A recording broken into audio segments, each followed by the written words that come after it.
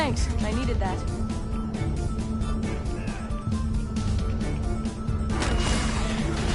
Enough.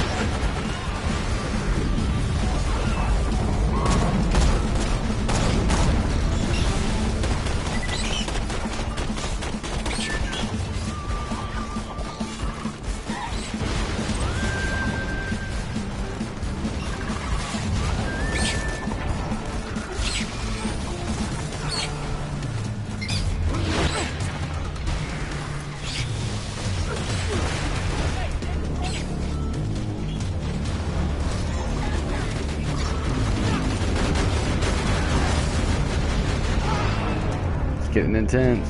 Welcome to the channel. Thank you for viewing. Click on the heart symbol. Could use some support. Think I'm sounding crazier by the minute.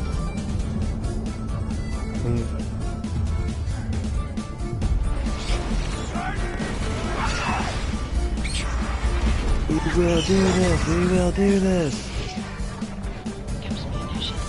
Well, halfway now. He's more than halfway, isn't he? A little bit more. Live. You get your own shuttle. What you trying to do? I don't know you like that.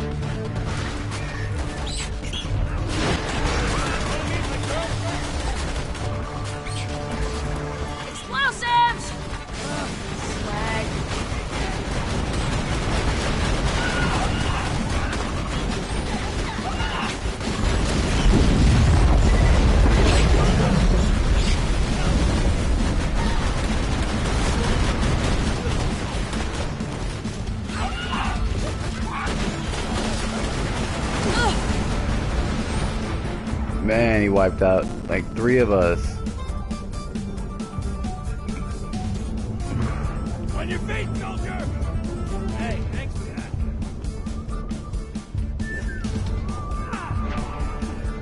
Shit. Need a new mag! It's gonna be a damn shame if we don't have anyone in this arena and his health comes fuck all the way back. Sweet. Are we all dead? Nah, we almost were.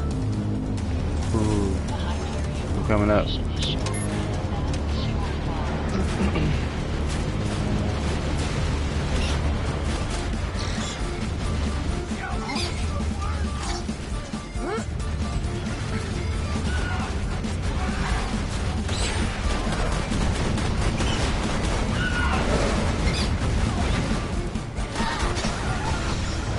Down.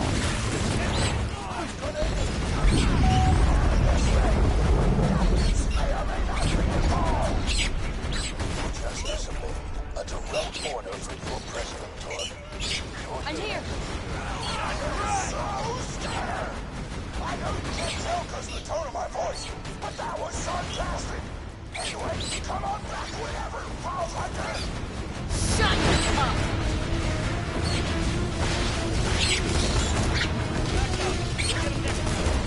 Oh my god, it moved me. Yes. Someone just steal your kill? Yeah. That ninja guy did. Oh, whoa.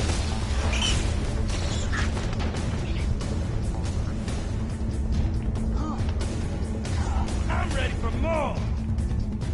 Get to work tomorrow? Nah.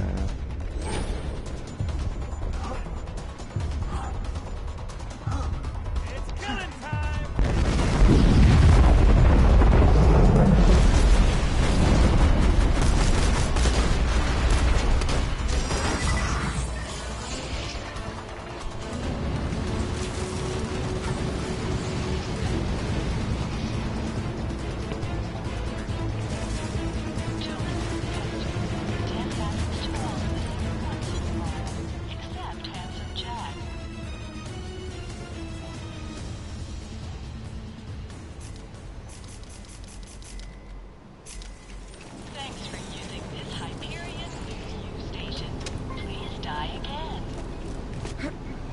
Oh, it's a head customization too. Nice. Don't die until we say so. Yep. A new instrument. I've got you.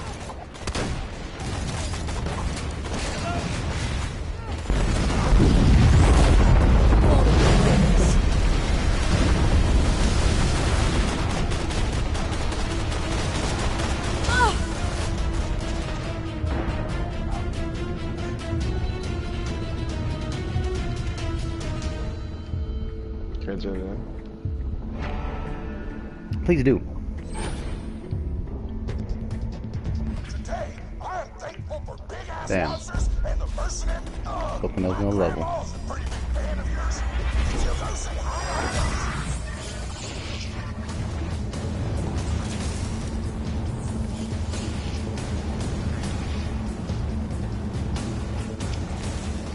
Anyone can live. Have the courage to die.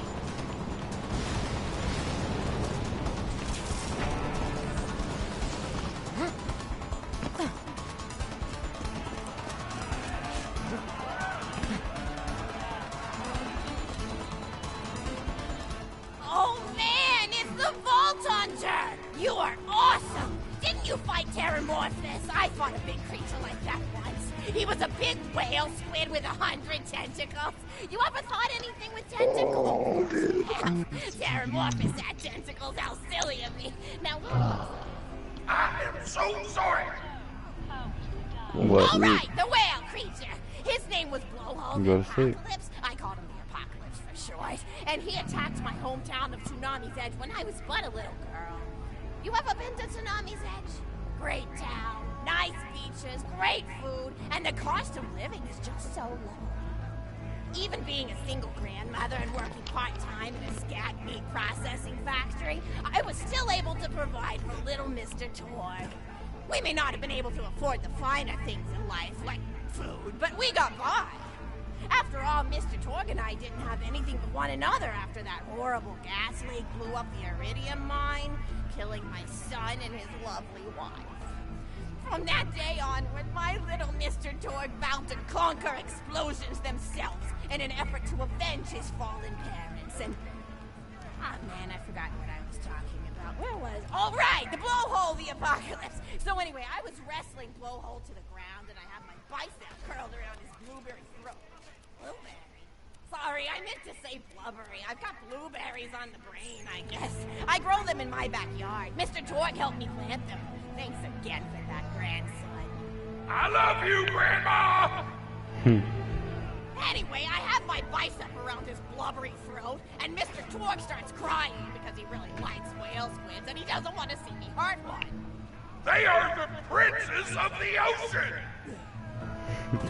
So I let the whale go after giving it a punch in the eyeball so he'll remember me, and it swam away into the ocean. And then I had Mr. Torg drive me to the ice cream parlor. He got me Rocky Road, because Rocky Road's my favorite. I'm extremely partial to the way the marshmallows act like little landmines of flavor amidst the battleground of chocolate. What's your favorite flavor of ice cream? Is it pistachio? I bet it's pistachio. Oh, that reminds me! You'll never guess who I saw today. Pistachio the Amazing! He's a magician who studied under Crazy Earl, so he's got that weird mustache, you know, but I saw him make a rack hive disappear. A whole rack hive! I said to Mr. Torg, Mr. Torg, wasn't that amazing? And he said, yes, it was, Grandma. Didn't you say that high five? You remember saying that? I remember, Grandma! And we stood in line afterward and got his autograph, and I thought I had it somewhere around here, but it's probably in the attic. I really ought to go up there and clean it out one of these days. I have so many little keepsakes up there. You're paying attention, right? Say, what's my favorite flavor of ice cream? Oh, so you are listening. How wonderful. You're an even better listener than my old pet rack, Beasto. Hey, thank you Beasto for was viewing. such a sweetie. You ever had a pet rack? Don't You forget can tame them. to They're push the heart sweetest pet symbol you to ever follow had. me. He used to just I sit could on use my some. I could shoulder always and use bite the chunks of support. flesh out Thank of you so my much neck for just watching. in time. I still remember the way he I think that was the first time I nailed that. Tweet. It was so I think that was the first time I had a nailed that. conversation with I him once. I even said, tripped "Mr. over my Beasto." words He even liked then. being called Mr. Beasto. It made him feel like an aristocrat. I God, this said, is Mr. Beasto, you're looking very cute today. And he said, oh, thank you, that's so nice. Or he tweeted in a way that made me know that's how he felt. And then he lowered his little head like he was taking a bow. It was adorable. Beasto was my third pet rack. First I had Woody. He got hit by a train. Then I had Anita. She got shot My up trying God. to take vengeance on the train that killed Woody. And then I found Beasto making I little got poops rounds. I'm on the gonna get a windmill real fucking outside our headache. house. After Mr. Torg and I Yeah, wrestled brother. her to the ground, I did a flying brother. pile driver off a nearby tower tree. Got him straight in the spine and brought him down. We brought him in and fed him some stag steaks until he decided he loved us. I Funny still miss shoot Beasto Netflix sometimes. over He just died Twitch, of so old you can age. give people like Rack don't live much longer than a few Netflix years, but things. I treasured the time Sweet. we had together. Poor Mr. Torg. When Beasto died, he cried for a week. Alright, brother. The kids made fun of him at school, but I told him not to pay them any broadcasting. mind. Yeah, yeah. Being in touch with your emotions is not a character flaw! That's right, High Five. Is something wrong? You look confused, Vault Hunter. Oh, you probably haven't heard anyone call Mr. Torg High Five before.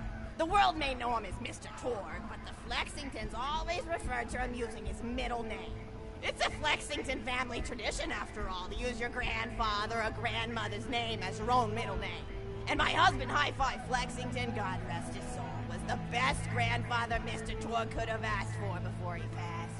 He taught Mr. Torg dang near everything he knew about firearms. Without High Five's teachings, I don't think the Torg Corporation would exist at all.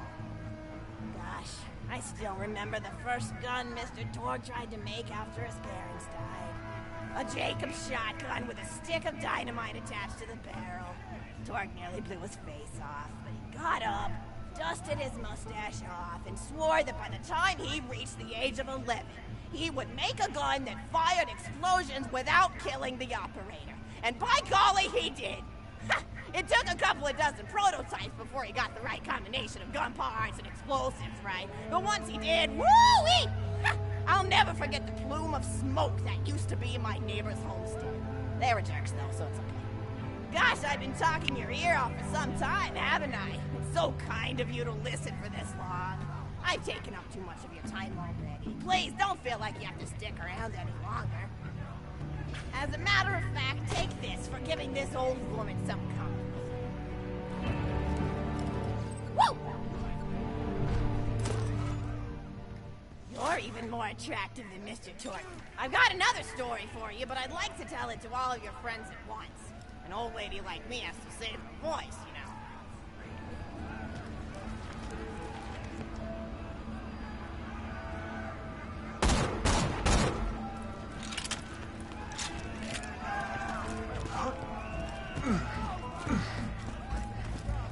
Oh, you still want to talk with me? How incredibly sweet of Alright, you. we're jumping in Say, this, you'll never guys, guess who I so saw. bear with us. Captain Scarlet.